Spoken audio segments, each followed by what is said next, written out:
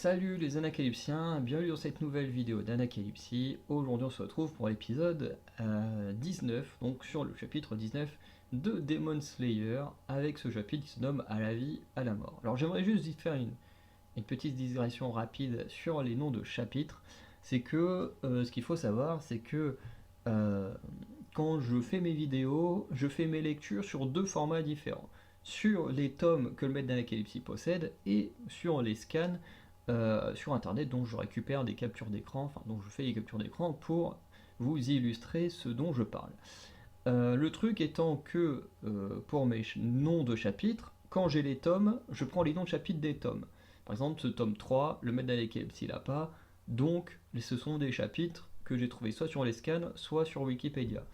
Et par exemple, le tome 4, c'est un tome que le maître d'Anacalypsie a, je sais pas pourquoi il a le tome 4, mais c'est un tome qu'il a, donc les chapitres que vous aurez liés au tome 4 sont les chapitres du tome. Donc vous verrez souvent des noms de chapitres peut-être différents de ce que vous connaissez.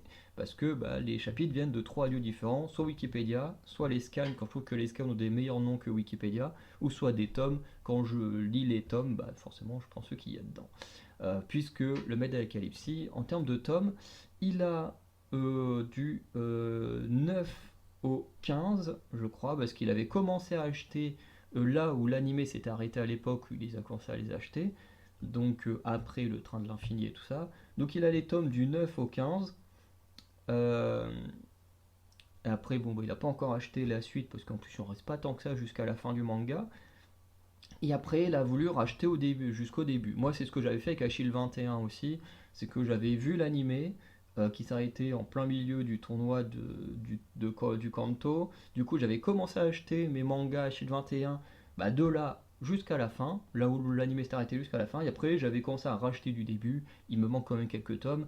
Mais c'est un truc qui, je pense, c'est une pratique assez courante en achat de manga. Parce que quand tu as déjà vu en animé une partie et que t'as pas la suite, t'achètes le manga qui a après les tomes qu'il y a après, et ensuite tu reviens sur ce que tu as déjà vu, parce que c'est vrai que tu prends pas grand plaisir à relire ce que tu viens déjà de voir.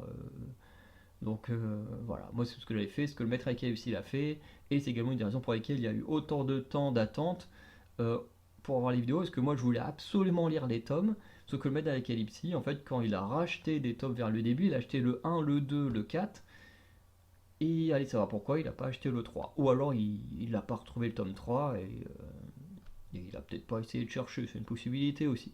Mais bon, comme le tome 1, 2 et 4, ils étaient là, qu'il y a le 9 au 15, de ranger au même endroit, ce serait bizarre que le tome 3 uniquement ait disparu alors que personne l'a touché. Donc je pense plus qu'il ne l'a pas acheté puis qu'il le fera plus tard. Mais voilà, je ne vais pas attendre qu'il l'achète pour faire une vidéo. Donc voilà, je voulais juste remettre un peu tout ça en place, enfin les infos en place avant de continuer.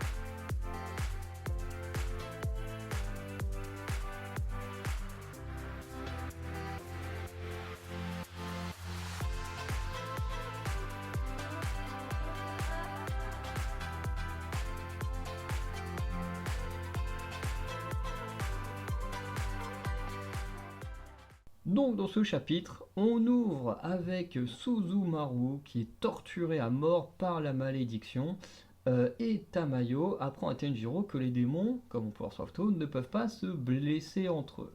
Et il y a quelque chose qui fait que seul Kibutsuji a le pouvoir de blesser les démons puisqu'il met une sorte de petite cellule lorsqu'il les crée en eux et ça fait que les démons ne peuvent pas s'entretuer. Bien sûr qu'ils peuvent se combattre, hein, ils peuvent très bien se battre entre eux, mais ils ne peuvent pas s'entretuer. On le remarquera dans, pas l'arc suivant, mais l'arc encore d'après. puisque l'arc suivant c'est le manoir hanté, enfin le manoir au tambour, et ensuite on a l'arc au mont, je sais plus comment ça s'appelle, et là on verra qu'effectivement, même quand des démons se mettent des dégâts, ça ne suffit pas à se tuer. Bref. Et du coup, on verra également beaucoup plus tard qu'effectivement, seul Kibutsuji a ce pouvoir de tuer un démon, et en plus on vient de le voir là, en tuant Susanoo. Par la suite, on a Yushiro qui va empêcher Tenjiro de respirer le parfum de Tamayo. Alors je sais plus exactement pourquoi il l'en empêche, soit parce que ça pourrait obliger Tenjiro à dire la vérité, mais j'en doute. Je pense que c'est plus lié au fait que ça peut être mortel pour un être humain. Enfin, je sais pas, enfin, je me souviens plus trop pourquoi Yushiro empêche Tenjiro de respirer le parfum.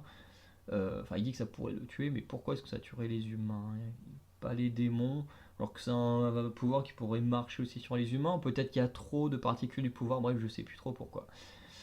Et on apprend finalement que Susanoo et Yahaba n'étaient pas des lunes, puisqu'ils n'avaient pas de numéro gravé dans l'œil, et surtout ils n'étaient pas suffisamment forts pour représenter des lunes. Et effectivement, on va en découvrir petit à petit.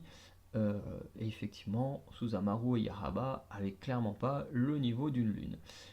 Et au moment de mourir, comme on peut le voir sur la photo, on a Susanoo qui veut continuer de jouer avec sa balle comme une enfant. Et j'avoue que ça m'a fait quelque chose.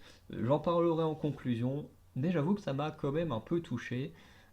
Et ça, c'est un des points forts, je trouve, de Demon Slayer, c'est que quand certains démons meurent, et ben on est quand même touché grâce à ces petits moments, ces petits éclats de retour d'humanité au moment de la mort que personnellement j'aime beaucoup.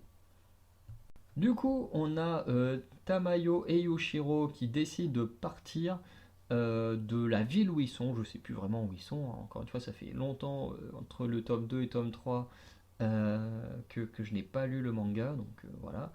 Et ils décident de partir parce qu'ils se trouvent qu'ils sont trop proches du territoire de Kibutsuji, justement avec cette présence de Susanoo et Yahaba qui ont pu venir les attaquer très très facilement. Pardon. Et du coup, on apprend que finalement. Oula, non, je suis pas sur le bon paragraphe. Et de plus, ils nous apprennent que, en fait, à force de rester trop longtemps à un même endroit, les gens finissent par se rendre compte de la nature de Tamayo, puisqu'étant médecin, il est forcément en contact avec des gens, et ils finissent tous par se rendre compte qu'il y a quelque chose qui ne va pas avec elle, surtout un médecin qui est dispo que la nuit, pas le jour, ou que tu es obligé de recevoir, enfin, qui peut que te recevoir dans un endroit extrêmement sombre et tout. Effectivement, les gens, au bout d'un moment, ont des doutes, et du coup, ben, ça l'oblige à se déplacer régulièrement. J'ai trouvé ça intéressant parce que ça fait beaucoup penser à des histoires de vampires, un peu comme Vampire Diaries, où au début ils restent pas, quand on est dans les flashbacks, ils restent pas très longtemps dans les mêmes endroits parce que les gens finissent forcément par se rendre compte qu'il y a un truc qui va pas. Quand la personne ça fait 30 ans qu'elle est là et puis qu'elle a pas pris une ride, tu te dis il y a un truc bizarre chez lui. Mais bon, ça reprend un peu, oui, ces trucs de vampires.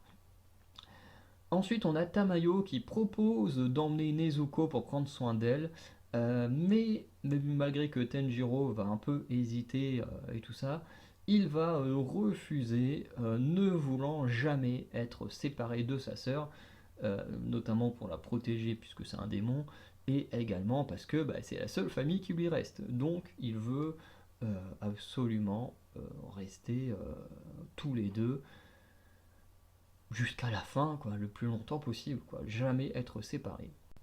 Alors, sur la route, Tanjiro va recevoir un corbeau qui va lui dire dans quelle direction se rendre.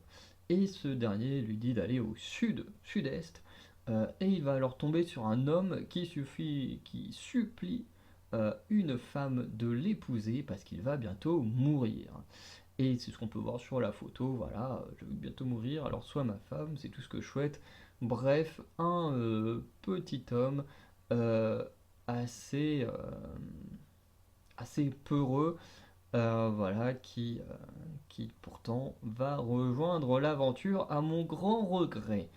Bref, on reviendra de toute façon petit à petit sur Zenitsu, parce qu'il y a des choses à dire. Euh, il y a des choses que je trouve pas hyper bon dans sa construction, mais on en reviendra petit à petit. Pour l'instant, ça passe. On va donc conclure. Donc, ce chapitre est un bon chapitre. Franchement, j'aime bien. On apprend plus sur le méchant Kibutsuji, qui a une unique démon à pouvoir tuer d'autres démons. On apprend un peu plus sur Suzamoru et Yahaba, qui finalement n'étaient pas des lunes, parce que les lunes sont beaucoup plus forts que ça. On apprend que les lunes ont un numéro gravé dans l'œil. Voilà, c'est pas. Ils ont pas une. Ils ont une forme très précise, enfin pas forcément une forme, mais un truc très précis qui caractérise les lunes démoniaques. Euh, et, euh, et ça c'est assez intéressant. La relation Tenjiro Nezuko est vachement intéressante avec le fait qu'ils ne veulent jamais se séparer de sa sœur. Et j'aime beaucoup la mort de Susanoo, qui a un regain d'humanité au moment de mourir, qui honnêtement m'a beaucoup touché. Et, euh, et ça, c'est génial parce que c'est une méchante, t'as envie qu'elle crève, et au moment où elle crève, tu dis ah putain, finalement, elle me touche quand même avec ce petit passage. Et ça, franchement, j'ai trouvé ça génial. Et c'est ce qui fait un peu la force de ce chapitre, même si à la fin on a l'apparition de Zenitsu, qui est un des persos que je déteste le plus du manga, pour l'instant où j'en suis.